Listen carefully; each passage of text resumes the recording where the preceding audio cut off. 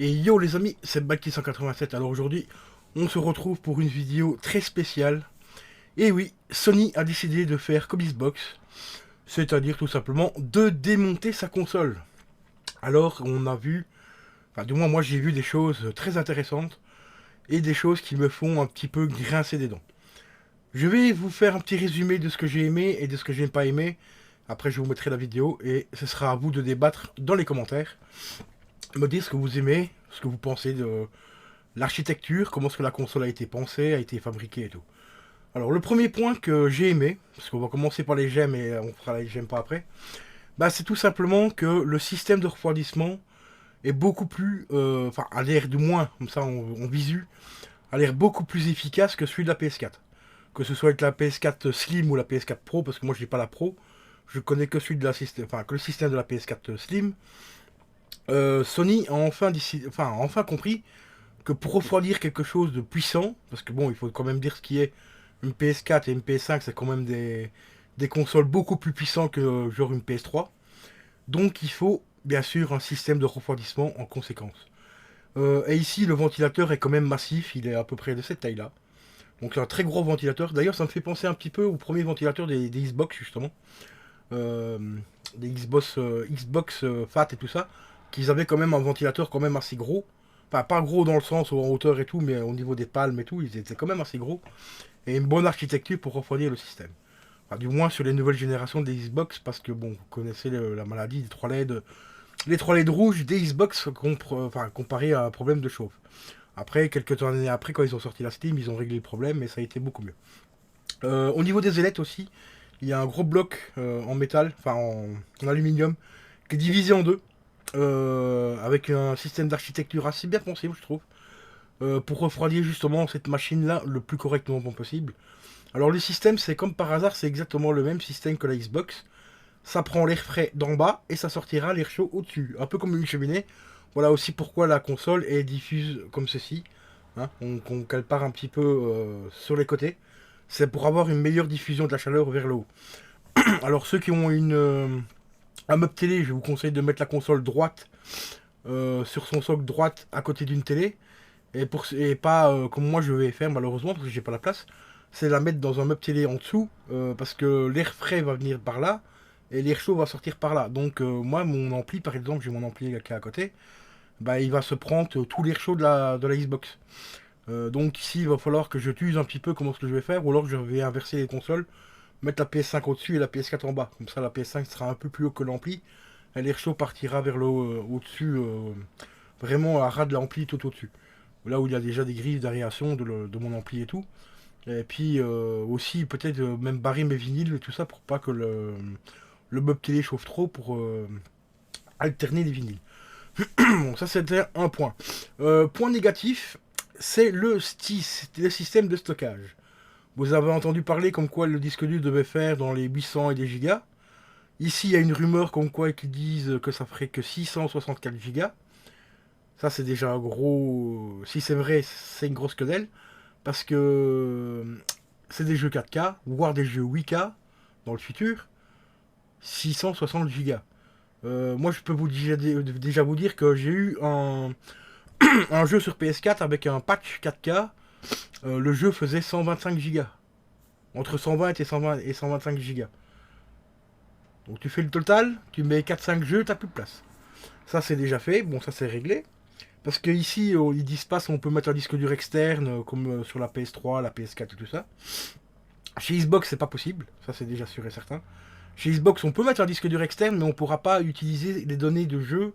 Par exemple vous mettez un jeu sur votre disque dur externe, on ne pourra pas le faire tourner via le disque dur qui est branché sur la console. Donc en gros c'est juste genre pour stocker des films ou de la musique quoi. Donc voilà. Ensuite, excusez-moi. Euh, Autre chose que j'ai vu aussi, c'est le lecteur Blu-ray 4K, qui a l'air très cheap en fait. Ça me fait penser tout simplement à un bête lecteur Blu-ray de la PS4, que j'ai déjà démonté une fois ma PS4, donc je peux vous dire à peu près à quoi ça ressemble. De là à dire qu'il coûte 100 euros, parce que bon, pour ceux qui savent, la PS5 avec le lecteur Blu-ray physique coûte 499 euros et la version des maths coûte 399 euros. Donc ce qui fait qu'ils enlèvent le lecteur, donc ça fait qu'en moyenne le lecteur coûte 100 balles. Quand j'ai vu la lecture du lecteur Blu-ray 4K, jamais ce truc vaut 100 balles, hein. Ça je vous le dis franchement. Je rejoins un petit peu même Texan Macho qui a dit grand maximum, il peut valoir 30 voire 40 euros, mais grand maximum. Et au plus bas, 20 euros. Pourquoi 20 euros? Parce que c'est tout simplement Sony qui fabrique ce lecteur DVD 4K. Et Sony était justement très, très bien équipé au niveau du secteur 4K, même 8K en secteur pro. Donc forcément, c'est eux qui ont les meilleurs prix au niveau des lecteurs, même au niveau des masters. Oui, vous savez ce que c'est un master? C'est quand ils font un film, ils le tournent en 8K par exemple, et puis après, au niveau du montage, de l'étalonnage et tout, ils le remettent en 4K et ainsi de suite. Il n'y a que Sony qui a le matos pour faire ça. Voilà. C'est pas compliqué. Donc franchement, un lecteur Blu-ray 4K pour Sony, ça coûte des cacahuètes, hein, donc voilà. Sinon, au niveau du processeur, eh ben, moi je connais pas trop AMD, donc il y aura un AMD Zen 2, voilà, dans la console. Je sais qu'AMD c'est quand même relativement bon comme processeur, du moins dans la durée. Mais je sais que aussi AMD n'est pas très performant au niveau du gaming. C'est plus des processeurs multitâches. Bon, après une console, ce sera aussi un peu le cas, ce sera du multitâche. Parce qu'on fait pas que jouer avec une console maintenant, on va sur YouTube, on écoute de la musique, on regarde des vidéos et tout, donc ça peut être intéressant d'avoir mis un AMD. Mais après le Zen 2, je sais pas ce qu'il vaut. Moi je suis pas du tout AMD, ici je suis en Intel, donc voilà. Bon, ben voilà, je vous ai fait mes petits points négatifs et mes petits points positifs. Maintenant, je vous laisse regarder la vidéo et n'oubliez pas, débattez dans les commentaires les amis.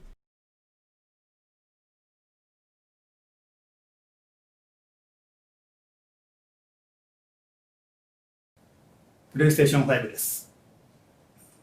サイズは幅 104mm、高さ 390mm、奥行き 260mm と PS4 より一回り大きくすることにより、処理能力や静音性の面で飛躍的な性能向上を実現しました。フロント側には USB Type-C ポートとハイスピード USB 対応の Type-A ポート、リア側にはスーパースピード USB 対応の Type-A ポートを2つ、LAN ポート、HDMI ポート、電源端子を搭載しています。フロント側の2列が吸気口です。リア側はすべて排気口になります。ベースを外します。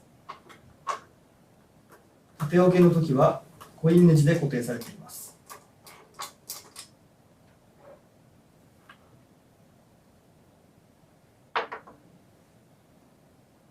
外したネジはスタンドの中に収納できます。そしてこのキャップを固定しておきます。横置きにするときはベースを回転させてください。このマークに合わせてベースを差し込んでください。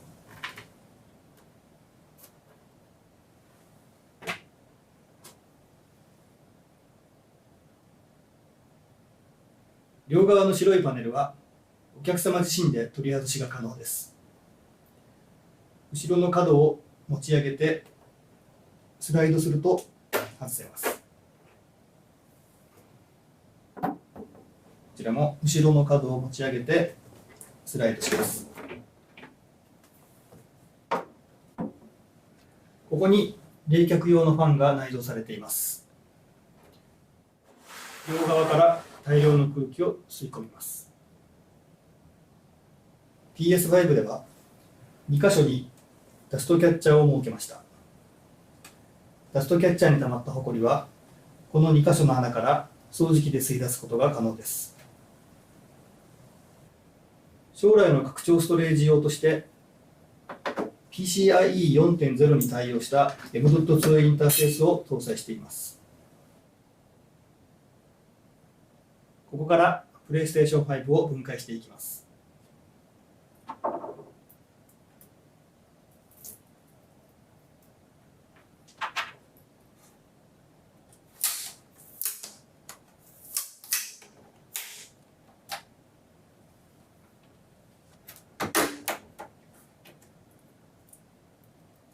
ファンを取り外します。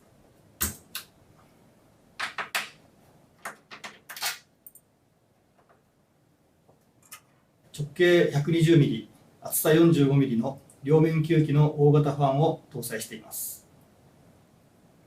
ケースを外します。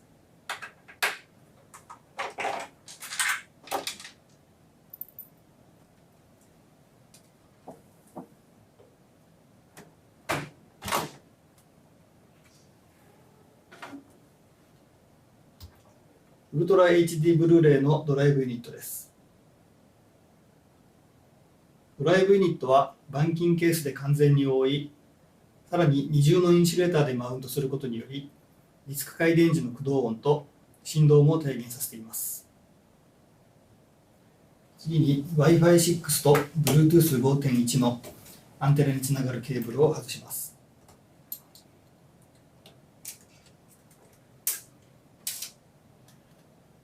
シールド板を外します。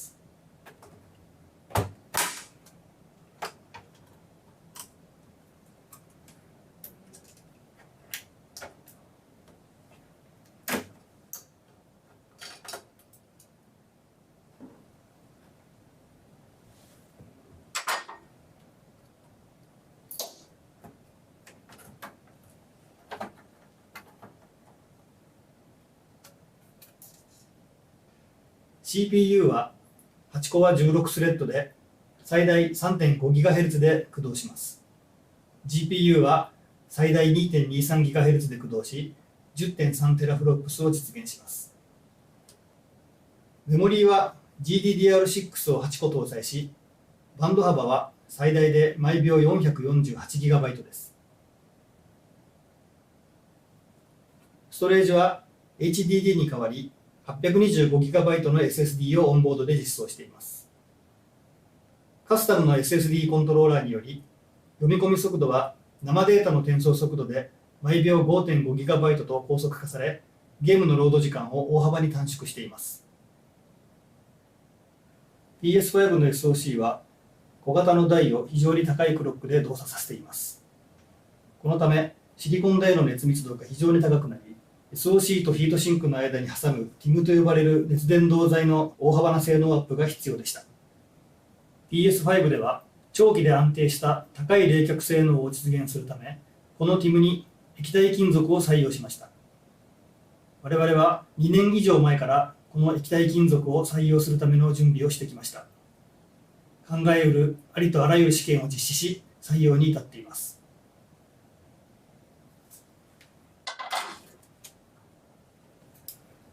これが PS5 のヒートシンクです。PS3 や PS4 と同じくヒートパイプを使っていますが、形状やエアフローの工夫により、ベーパーチャンバーと同等の性能を実現しました。これが定格 350W の電源ユニットです。